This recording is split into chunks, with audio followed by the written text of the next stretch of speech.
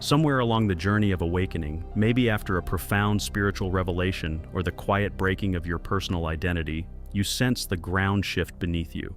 What once felt familiar became strange. You pierced through the veil of illusion, saw the mechanics of your habits, the overwhelming noise of the world, and then came the silence. At first, that silence felt sacred, empowering even, like stepping out of a burning building into fresh air. But gradually, subtly, meaning faded, not as a disaster, but as a gentle disappearance, as if your soul dimmed life's lights and forgot to switch them back on. You stopped striving, you stopped performing, not from despair, but from a sacred exhaustion, a hollowing that felt oddly peaceful but eerily still. Then came a whisper, a soft aching question. Why do I feel so empty now that I finally see the truth? This is the paradox no one warns about. We believe spiritual awakening will ignite our purpose, that seeing through illusions will make us burn with clarity.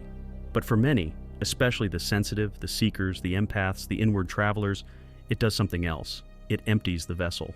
It scrapes away all false motives until even desire feels strange. And in that emptiness, we mistake awakening for apathy.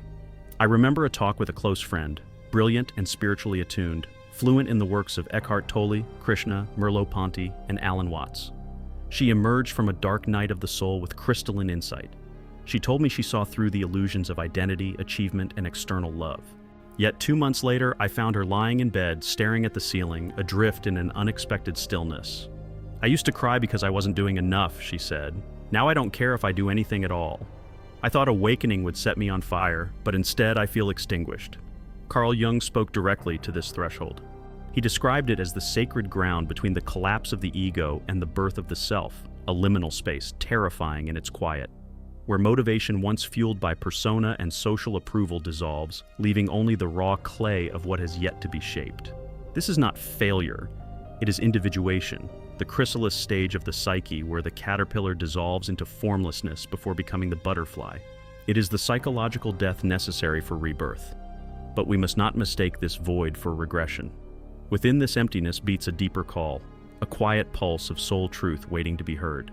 Not the urge to prove, but the impulse to simply be, to move not for recognition, but from inner resonance. This writing is not about despair. It's about the moment after awakening when the old fuel dies and the new source of energy is still forming. Jung understood the privilege of a lifetime is to become who you truly are. Loss of motivation is not the end. It is the sacred beginning of living, not behind a mask, but as a soul. Jung, the founder of analytical psychology, foresaw this strange, silent fog descending after awakening long before it became a modern spiritual topic. He didn't veil it in mysticism or euphoric words. He spoke with piercing clarity about the soul's descent into its own depths. Enlightenment, Jung once wrote, does not come by imagining figures of light, but by making the darkness conscious. And while poetic, these words carry a hard truth. Real awakening does not crown you with bliss, it strips you bare. It unravels the false self-scaffolding, initiating a slow, sacred death, the death of who you believed yourself to be. The collapse happens inside but reaches far.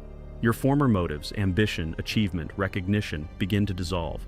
The timelines you followed, the goals that pulled you forward, even the identities defining your relationships, work, and daily routine start to fade like mirages in the light of deeper truth.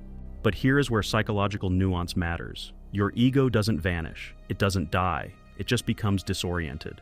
The old script is burned, but no new script has yet appeared. This results not in laziness or apathy, but a profound spiritual limbo. You are no longer asleep, but not yet fully awake. Into what comes next, that is the mystery.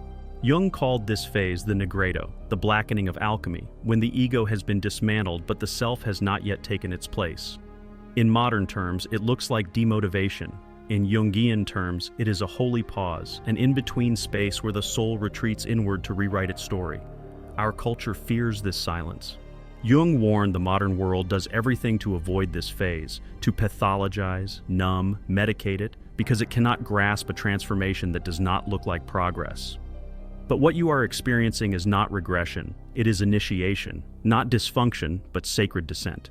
This is not clinical depression, though shadows may overlap. It is the soul refusing to live a life it no longer resonates with.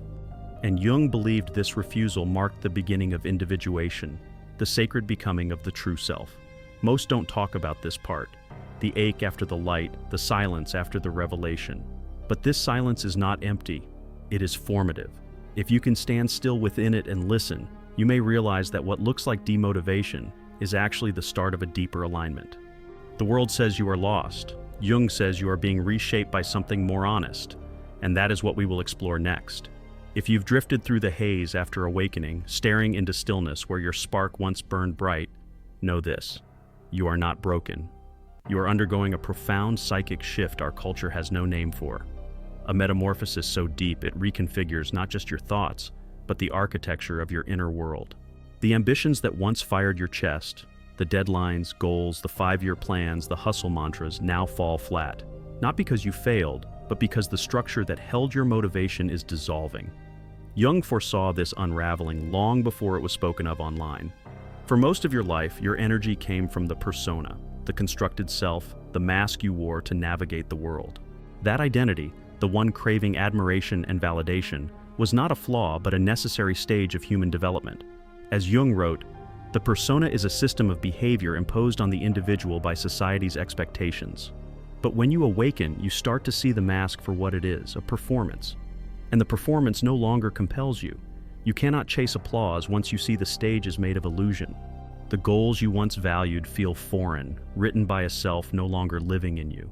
This creates an eerie silence inside, like an actor stepping off stage and forgetting their lines. Not from confusion, but because the script no longer matches your soul. You feel aimless, not because you lost direction, but because you shed the identity needing a destination. You didn't lose drive. You outgrew the fuel that once powered it. What rises now is not absence, but a sacred pause, a quiet void preparing to be filled by something truer, something no longer forged from performance, but from presence.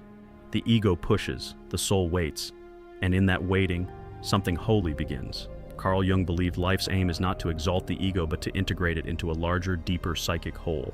We are not here to serve ego's desires, but to refine, temper, and align it with the self, the transcendent center connecting us to the greater whole. He called this process individuation, a lifelong journey from fragmentation to inner unity, not to become a self praised by others, but the self that is real.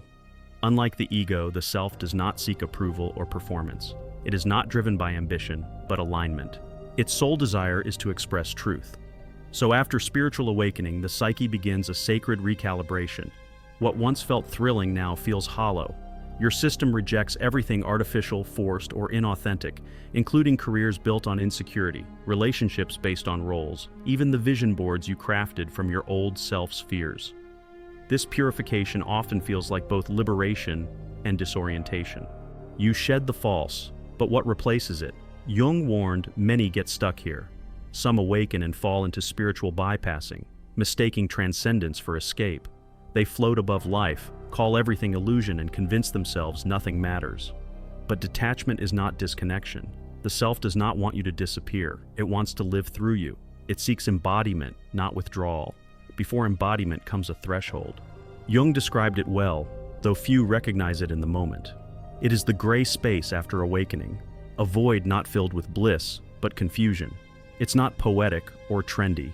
It looks like sitting quietly while the world rushes past, unsure who you are becoming. Jung said, "You are not failing, you are in between. You have stepped out of the ego, but the self has not yet become your foundation. This liminal space is not a mistake, it is initiation.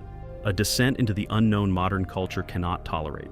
Stillness is misdiagnosed as laziness, pause mistaken for paralysis. So you judge yourself, and judgment becomes the wall blocking the energy your soul calls home. This phase is sacred, it is chrysalis, not collapse. If you stay long enough, resist rushing or retreating, you'll begin to sense it, a quiet pulse rising from deeper within. The self is not loud but constant, waiting for you to trust what cannot yet be named. Jung named this sacred energy reversal enantiodromia, the phenomenon where extremes transform into their opposites. Nowhere is this clearer than after awakening. You swing from manic ego striving, I must do everything, to the hollow stillness of soul. Why do anything at all? The pendulum swings not because you are broken, but because balance requires it. The psyche, long trapped in performance, finally rests. This descent is not pathology, it is initiation. Myth calls it the archetype of the hermit, withdrawal before rebirth, the sacred cocoon where the caterpillar dissolves into formlessness, not crawling, not yet flying. It is the goo phase, unstructured, undefined, unproductive by modern standards, but necessary for the psyche's alchemical transformation. Transformation, Jung said, begins in darkness, not in bypassing or only good vibes, but in descent. Modern spirituality often loses depth by glamorizing awakening and avoiding its crucifixion. Jung insisted the shadow, the rejected, uncomfortable, unconscious parts of ourselves, is not to be escaped, but integrated. Shadow work is not advanced spirituality. It is the foundation of becoming whole. In this state of nothingness, the unconscious rises, not as villain, but messenger. What you once repressed, grief, rage, unmet needs, now surfaces because there is space. The ego panics, craving action, clarity, labels, but the self quietly and persistently whispers, "Let go. I am forming something deeper." Here, real work begins, not in achievement, but surrender, not in clarity, but witnessing. The psyche is not broken. It metabolizes years of noise, illusion, and false striving. It halts your drive, ambition, hunger, so you must sit with what you buried. In that stillness, in that haunting void, you begin to remember. Almost imperceptibly, something stirs. A new motivation arises, nothing like the old. It's not born from anxiety, nor urgent or performative. It does not roar, it hums, a soul-led impulse to move not because you must, but because betraying truth would be betrayal itself. Jung called this the emergence of the self, not as an abstract ideal, but a living compass within. It does not chase, it calls. And what it calls you to is not success, but wholeness. You have crossed the threshold and stood in silence. You tasted stillness, not stagnation, but sacred pause. You wandered through an inner night with no voice or light guiding you. Now something ancient stirs, not as a roar or lightning, but a soft pulse inviting you not to return to what was, but to build what never was. This is the first whisper of the self, not in words, but feeling, pull, presence. Jung called this the symbolic life, no longer ruled by ego or convention, but guided by deeper soul forces. Once ego surrenders and the unconscious is honored, life stops being survival and becomes unfolding meaning. Here's the paradox. It may look beautifully ordinary when the self leads. You no longer hustle, you respond. You're not driven by fear of missing out, but by quiet inner alignment. You stop chasing clarity and recognize it when it arrives, often in simplicity. Living from the self doesn't mean constant energy or certainty. Fatigue, doubt, and grief still come. They are the texture of human life. But the constant ache of self-betrayal, the dull exhaustion of performing a false self, disappear. Instead, you find yourself creating even without applause, saying no when yes is expected, following wonder instead of ticking boxes. You choose peace over performance. This is not inertia. It is new fuel, not adrenaline, but alignment, not pressure, but presence. Jung called this living symbolically, not escaping into fantasy, but returning to soul. You learn to trust dreams, instincts, symbols, synchronicities. Life becomes a dialogue, not a monologue shouted into void, but conversation with unseen forces. What does this look like? Sometimes subtle. Different questions. Not what should I do, but what quietly calls me. Not what's the plan, but where is life nudging me?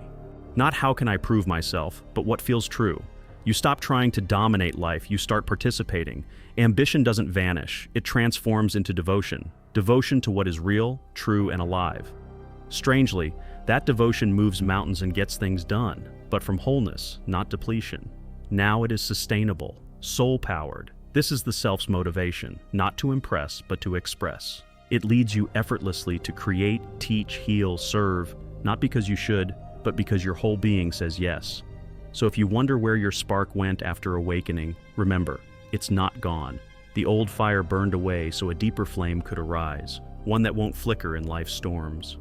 Jung never promised ease, but he promised depth. If you're reading this, you're already on the path. This is not the end of awakening, but the start of becoming. If something here stirred you, if one word mirrored your inner experience, I invite you to share your voice in comments. Have you met that soul whose presence feels like home? Or are you still walking the sacred path back to yourself? Your story, even unfinished, may become a lantern in another's darkness, the sign they didn't know they sought. If someone close struggles with illusions, that love must hurt, self-abandonment is connection's price, or unworthiness of peace, share this with them. Help me reach those who need to remember. Real love doesn't demand shrinking. True connection doesn't ask for soul sacrifice. The most vital union we form is with our inner truth. Before you go, please subscribe and activate notifications. Here we explore beneath surface appearances, uncovering psyche's hidden architecture, unconscious whispers, and how relationships mirror personal growth.